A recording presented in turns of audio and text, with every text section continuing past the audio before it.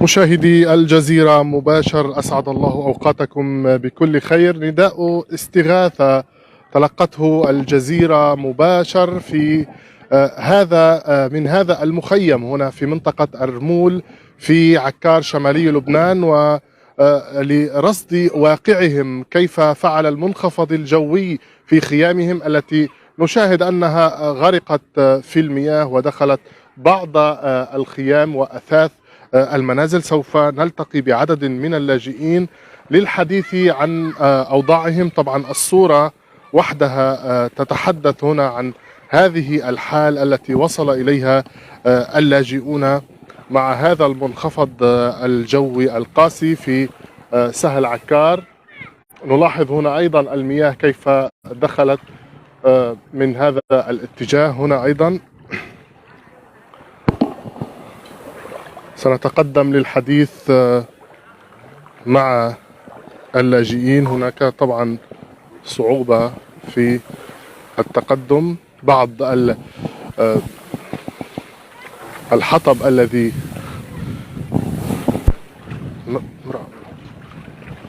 خلينا نقرب بالكاميرا شوي.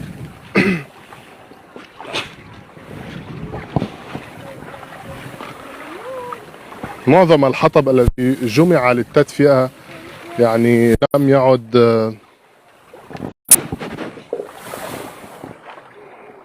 يتم الاستفادة منه بشكل جيد. يعطيك العافية. يعني عم نشوف المشهد وحده يمكن يتحدث اليوم عن الواقع. شو صار بالليل وكيف الصبح فقتوا على هالمشهد؟ يعطيك العافية. أول شيء احنا الليل ما نمنا من الهواء من العواصف.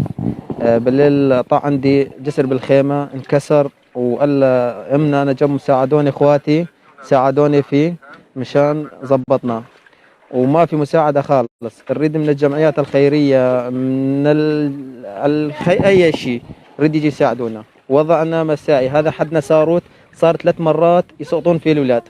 هذا كله صاروت من هون لهونيك عم يسقطوا فيه الأولاد. وهذا الولد لو أنا أكشر لك عن جسمه كان شفت كيف الحب جسمه. طلع شوف الحب كيف جسمه.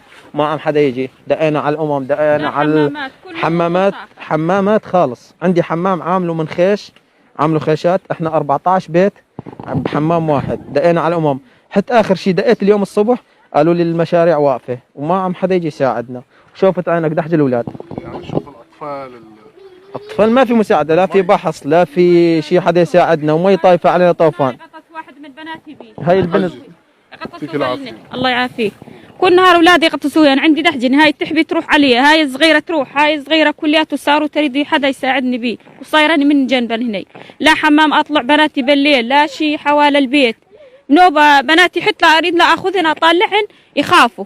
اني امهن اخاف معاهن اطلع بالليل، تصير موحشه بالليل، مطر رعد الخاف ما نقدر نطلع. حمامات انه يريد الجنب البيت شويه. 5 اشهر ساكنين هنا معي، وانا كل عندي 8 من العيله كلهم صغار. اريد شيء يساعدني لهم. هذا قاعد اخاف من هاي خافوا من الميات هاي منها. حدا يساعدني. يعني اليوم قديش اللاجئ قادر يصبر بهالظروف؟ عم تشتد صعوبة. والله انا عندي اولاد، يعني ما انام الليل لما اشوف يجي مطر ويجي رعد، ما عندي شيء مساعده. لما اسرس بالصبح بقول شو يصير بيهم بهالمي هاي، اخاف عليهم. بالليل طق الجسر عليهم. الجسر عندي طق بالخيمه وقعت عليهم. الا جا ساعدوني عمامهن ساعدونا بيه. شو عم تعتمدوا على وسائل التدفئة؟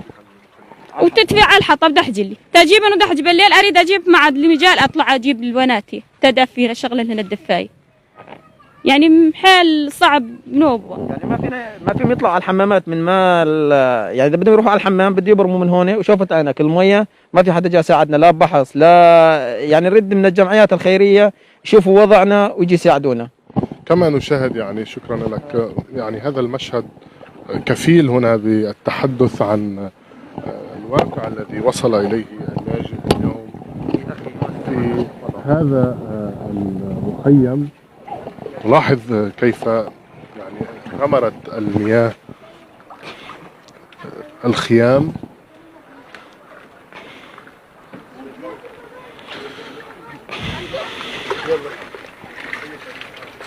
حتى هذه الأطفال يعني هي ربما لا تعي ماذا تفعل. أيضا من هول ما يحدث هنا، غرقت معظم أكوام الحطب التي جمعها اللاجئون من أجل أن يعني يتم التدفئة عليها. انتبهوا.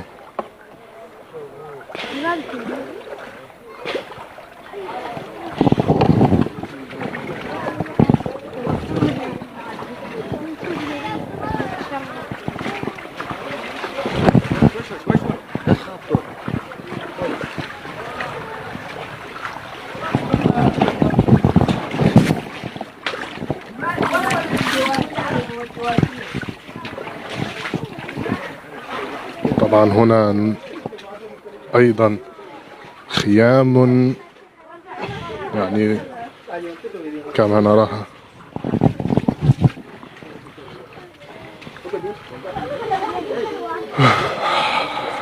هذا هو المشهد والذي لا يحتاج لكثير من الوصف والتعبير. سندخل هذه الخيمة أيضا. يعطيك العافية. يعني كأننا احنا موجودين هلا ببحيرة كبيرة وداخل هالخيمة. احكي لنا شو اللي صار. والله يا استاذ شوفت عندك شو اللي صار. يعني نحن على اساس اننا صرنا بزمن التحضر وزمن التقدم. هاي عيشه عايشينها بني ادمين؟ والله هاي مي عيشه. ايه مثل الشعب السوري صار به هيك. ما خلينا جمعيات من الصبح. انا داق على الامم ولا 50 اتصال. يقول لك ايه خليك على انتظار على انتظار. ظل يحطوا لك نص ساعه على انتظار. راح رصيد كله من عندك. يقول لك الله معك نرجع نتواصل معك. شوفت عينك هاي شو اسوي بدي بيهم اني. راح جاي عندي بنت صغير يعني هاي عمرها 3 شهور. شو بدي اعمل فيها ليك؟ يعني الارض يعني الارض كلها مي خالص. وشوف انا كان الكاميرا هي تحكي الارض الواقع وعندك الاطفال يعني ديك. التدفئة عبارة عن بعض العيدان. هذان عيدان لما كان شوي ناشفين ولا ما فيك شيء تدفع عليه خالص. ما في انه بحيره مي يعني فوق ال 50 سم المي بالارض. شو بدنا نعمل فيها؟ هاي ما خلينا جمعيات وعندنا هون. شوفت يعني شفت كيف مجارير وما مجارير الطوف تعبى الدنيا علينا. وما بنعرف شو بدنا نساوي لحتى نساوي يعني بهالعيشه. ونطلع هيك يعني الموت ارحم منا من هالعيشه. دحق الاطفال ما فيها تطلع. لا فيها تروح على حمام لا فيها تطلع. دحق لنا دح عيشتنا شلون. ما فينا نطلع نجيب حطب نعلق للاولاد. يعني اذا نلقى بلاستيك نور. ما عندنا مشكله من اواعينا. الاولاد ما فيها خالص. ما في يعني ما في تطورات بالمره. ما في شيء ما في مساعده. يعني هاي مي عيش. محاصرين هون احنا ما يعني معزولين. هلا معزولين عن المنطقه خالص. يعني لا في سياره تفوت لعندنا لا في جمعيه تفوت لعندنا لا في شيء خالص. يعني شفت عينك الميه كيف من اول من البيت لون. لك عندك البنت صغيره يعني عمرها شهرين. كيف يعني يعني شو بدي اعمل فيها؟ يصير معاهم امراض يصير معاهم ربو يصير يعني عمرها شهرين. شو بدي اعمل فيها هاي؟ يعني شوفت عينك كيف. يعني ما حرام ما عايشين ما بيعيش ما بيخلص ما يعني هذا هو مدخل الخيمة وهذه بركة المياه.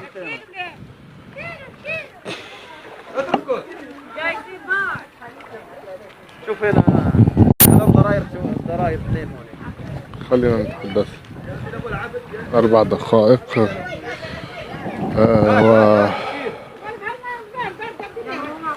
هذه هي الأجواء في هذا المخيم بعد نداء استغاثة من أبنائه. يعطيك العافية. شو رسالتك اليوم بالظروف؟ سلامتك والله. شوفت حالتك دحجنا ووضعنا والله تعيس. لا صبة ولا مي دحجنا وفاتت على خيمتنا المي. هاي مية مجارير.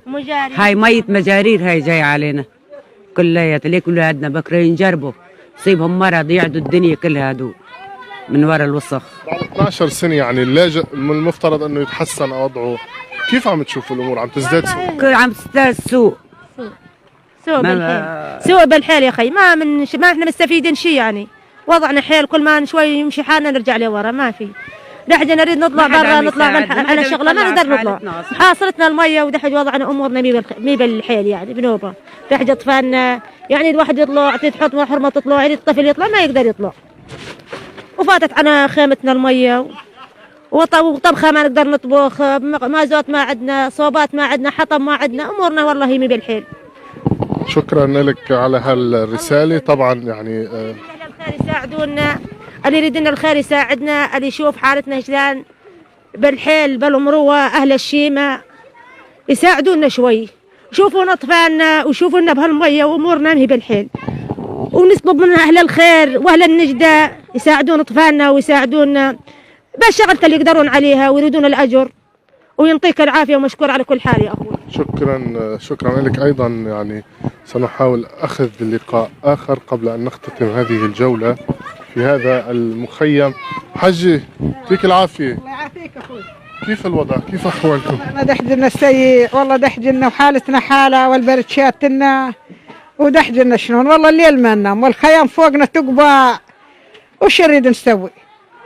ودحجنا والله قالها المصروف ما عاد، قالها حق ربطة الخبز بالنار غدت، مع اليوم ربطة خبز والله ما عندنا حق ربطة خبز نجيب، ربطة وحدة اعطانا، ما في حتى الخباز يدينا والله، ربطة وحدة والله. وده حالتنا. سلامتك يا حجي، سلامتكم يعطيكم العافية. يعني أيضا هذه هي الخيام التي فيها المزيد من التعب.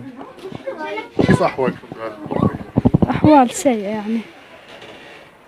يعني الموضوع هو شارح نفسه ما يلزمه. صورة واحدة.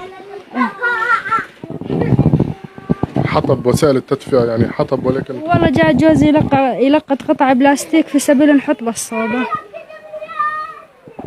شكرا لك. إذا مشاهدينا، يعني في الداخل برد وفي الخارج مياه. هنا يعني تتحدث الصورة عن معاناة هذا المخيم الذي وجه للجزيرة مباشر نداء استغاثة من أجل رصد أحواله وواقعه. ونرى في هذا المشهد كيف غمرت المياه الخيام، ويعني زادت من معاناة اللاجئين السوريين في هذا المكان. طبعا هذا من المخيمات الصغيرة التي يعني يعيش أبنائها ظروف معيشية واقتصادية صعبة. واليوم المنخفضات الجوية زادت من التعب الذي يعيشه هذا اللاجئ السوري في هذا المخيم، مخيم تل حياة في منطقة الرمول في عكار شمال لبنان. إذا مشاهدينا، كانت هذه الجولة المباشرة من مخيم الرمول في منطقة تل حياة في عكار شمال لبنان، رصدنا فيها واقع اللاجئين السوريين والصعوبات المتزايدة في ظل المنخفض الجوي. كان هذا كل شيء من عكار. شكرا للمتابعة وإلى اللقاء.